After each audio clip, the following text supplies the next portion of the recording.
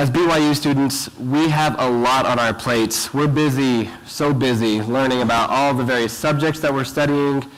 We're busy with taking quizzes on a weekly basis in some classes. And then right now, we've got finals coming up just next week, so that's on our minds as well. We're really busy, and sometimes we like to just take a break, just to relax and breathe a little bit. Maybe read a book that's not a textbook for once. Or we can watch a movie, or even play some video games. Well, what if I told you that actually playing video games could help you in the learning process? For example, there's a game called A Company of Heroes, and this is a game that takes place in World War II, and it goes through, starting with D-Day, and it goes through all the major battles that take place in World War II, and it helps you to realize what's going on, which battles the Allies won, which battles the Allies lost, what generals and commanders were involved. And as you are sitting in a history class, this video game that you're interacting with can actually help you to learn what you're learning in that history class. That's just one of the benefits that you can gain from playing video games as long as you keep it in moderation. I'm not talking about playing 40 hours a week. Just keeping it in moderation can be really good for you.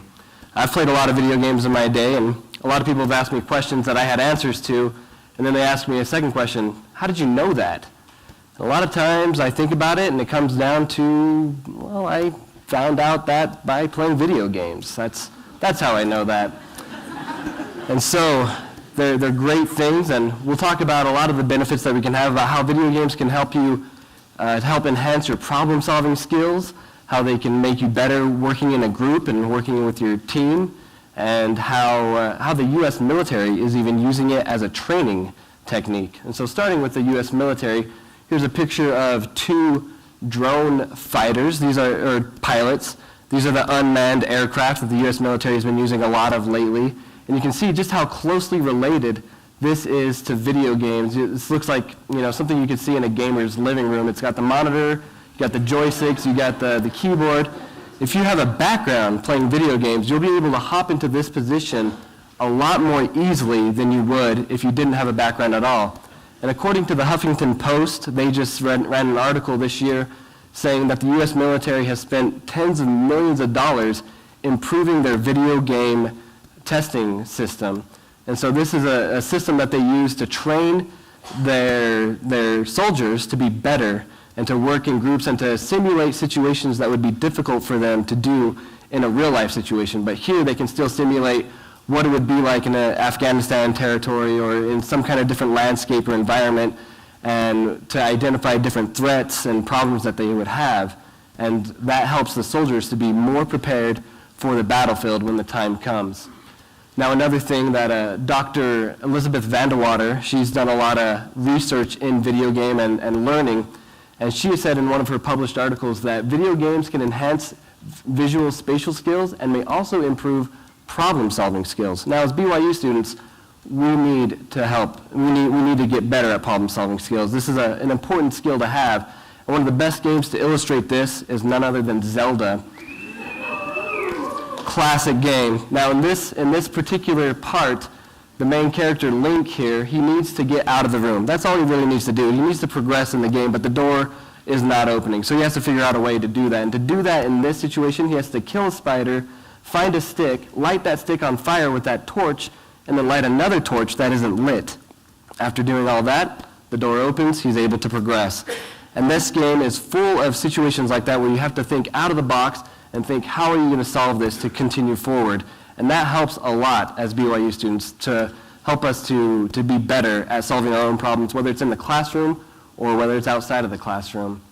Now, another way that video games can help, there's a man named John Rice who did a lot of research in this field as well.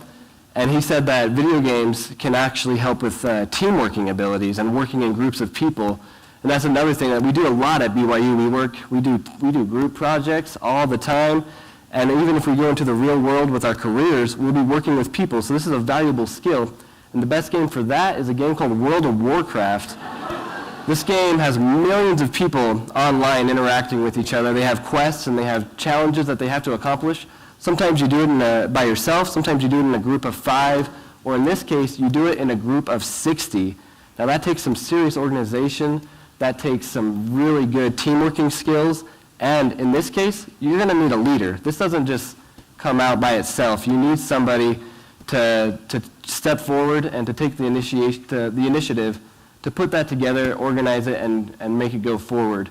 And so World of Warcraft, as you play that, again, in moderation, it can help you to be better at working in groups and to get the job done using a team of people, and that can be very helpful. So video games, they help you learn about history, whether it's a historically accurate video game. They can help you become better with working in a team, and they can even help you solve problems.